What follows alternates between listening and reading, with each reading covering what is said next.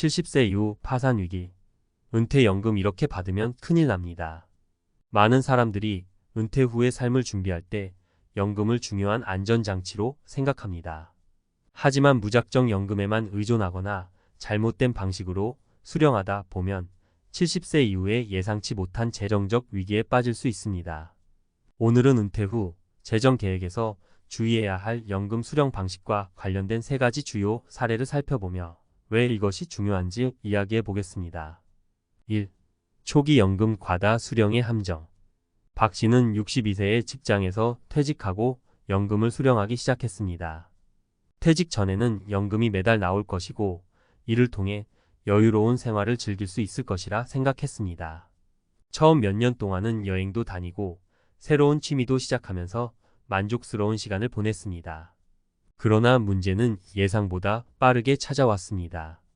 연금을 일찍 받기 시작하면서 매달 나오는 금액이 줄어들었고 그 결과 70세가 넘어가자 생활비가 급격히 부족해지기 시작한 것입니다. 박 씨는 이렇게 말합니다. 젊었을 때는 당장의 만족을 우선시했지만 오래 살 줄 몰랐죠. 이제는 연금만으로는 생활이 어려워졌어요. 초기 과다 수령으로 인한 금액 축소는 많은 이들에게 큰 재정적 위험을 안겨줍니다. 연금은 전략적으로 수령 시기를 결정해야 하며 무조건 일찍 받는 것이 능사는 아닙니다. 2.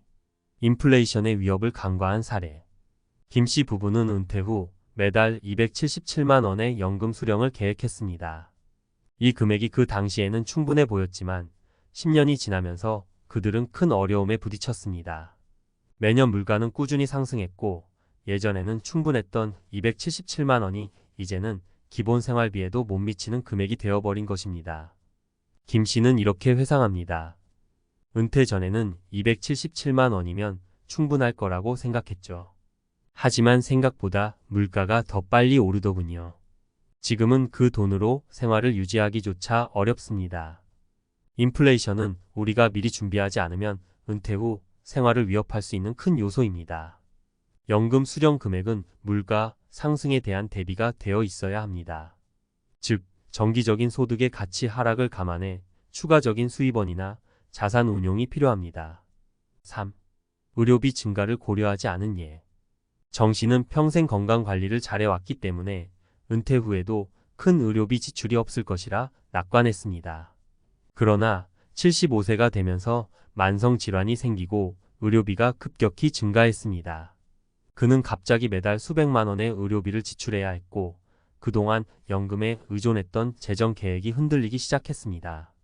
정 씨는 연금을 받으면서 기본적인 생활은 가능할 거라고 생각했죠. 하지만 이렇게 많은 의료비가 필요할 줄은 꿈에도 몰랐어요. 이제는 자녀에게 손을 벌려야 하는 상황이 됐습니다.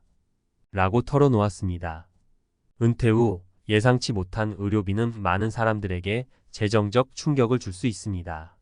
건강 문제는 누구에게나 생길 수 있으며 의료비는 연금만으로 감당하기 어려운 경우가 많습니다. 연금 전략의 중요성. 이제 어떻게 해야 이런 재정적 위기를 피할 수 있을까요? 첫째, 연금 수령 시기를 신중히 선택해야 합니다. 일찍 수령할수록 매달 수령액이 줄어들 수 있음을 고려하세요. 둘째, 인플레이션에 대비한 자산 계획을 세워야 합니다. 연금 외에도 인플레이션에 대응할 수 있는 수입원을 마련하거나 자산을 투자해 가치를 보존해야 합니다. 마지막으로 건강관리와 함께 장기 요양보험 등 의료비 대비책을 마련하는 것이 중요합니다. 이제 더 이상 은퇴 후 파산 위기라는 말을 남의 이야기로 넘겨서는 안 됩니다.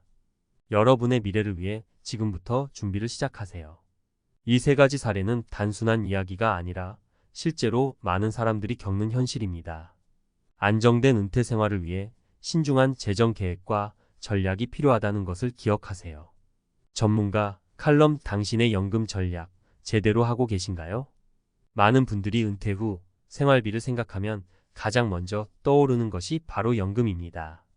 연금은 우리가 노후에 안정적인 생활을 하기 위한 중요한 자산이지만 어떻게 수령하고 관리하느냐에 따라 70세 이후의 삶이 천국이 될 수도 있고 정반대로 위기가 될 수도 있습니다.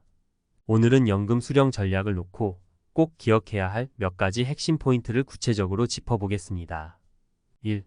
연금 수령 시기의 중요성. 연금 수령 시기를 언제로 정할지에 대해 많은 분들이 고민하십니다. 일찍 받으면 더 많이 즐기고 빨리 사용할 수 있겠지만 그만큼 매달 받는 금액이 줄어듭니다. 예를 들어 이른 나이에 연금을 수령하기 시작한 김 씨의 경우를 생각해 봅시다. 62세부터 연금을 받기 시작했지만 그 결과 70세 이후에는 생활비가 부족해져 고민이 커졌습니다. 여기서 중요한 것은 연금 수령의 황금 시기를 찾는 것입니다. 일반적으로 연금은 늦게 받을수록 매달 나오는 금액이 더 많아지죠. 그렇다고 너무 늦게 시작해서 여유 있는 생활을 누리지 못할 수도 있습니다. 따라서 개인의 건강 상태, 예상 수명, 생활 패턴 등을 고려해 신중히 결정해야 합니다. 연금을 언제 받는 게 좋을까요? 라는 질문에 제가 항상 드리는 답은 상황에 따라 다르다는 것입니다.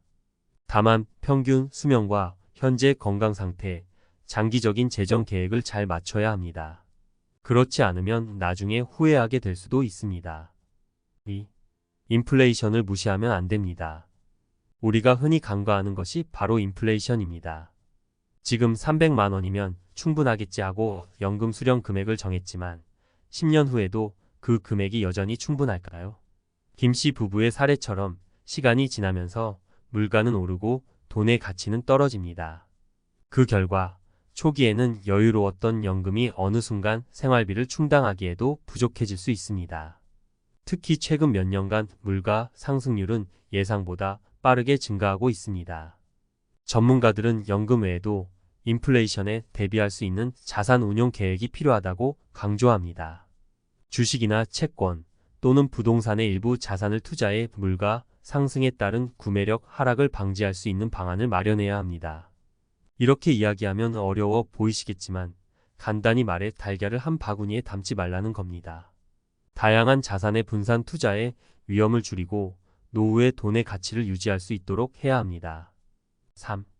예상치 못한 의료비는 큰 함정입니다. 저는 건강한 편이니까 큰 의료비는 들지 않을 겁니다. 이런 생각은 정말 위험합니다. 은퇴 후에는 작은 병이 큰 의료비로 이어질 수 있습니다. 정 씨의 사례를 기억하시나요?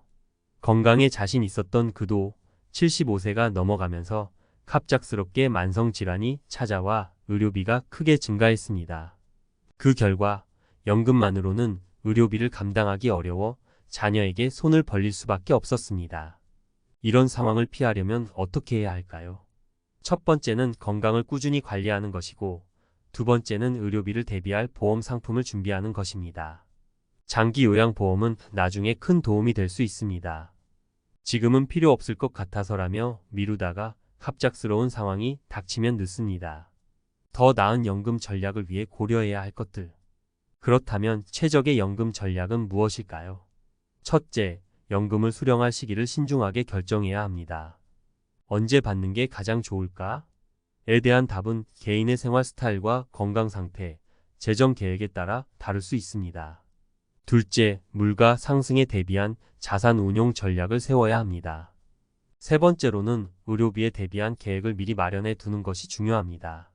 마지막으로 한 가지 더 강조하고 싶은 것은 은퇴 후의 재정은 단순히 연금에만 의존해서는 안 된다는 점입니다. 부수입을 마련하거나 작은 규모의 사업, 프리랜서 1등을 통해 추가적인 소득원을 마련할 수 있습니다. 취미를 통해 수입을 창출할 수도 있죠. 예를 들어 수혜나 그림, 글쓰기 등 좋아하는 활동을 통해 수익을 올리는 사람들이 많습니다. 은퇴는 새로운 시작입니다. 안정된 재정 계획과 전략을 세운다면 70세 이후에도 여유롭고 걱정 없는 생활을 할 수 있습니다. 지금의 선택이 미래의 안정을 결정짓는다는 것을 기억하세요. 여러분의 은퇴 생활이 재앙이 아닌 행복으로 가득 차길 바랍니다.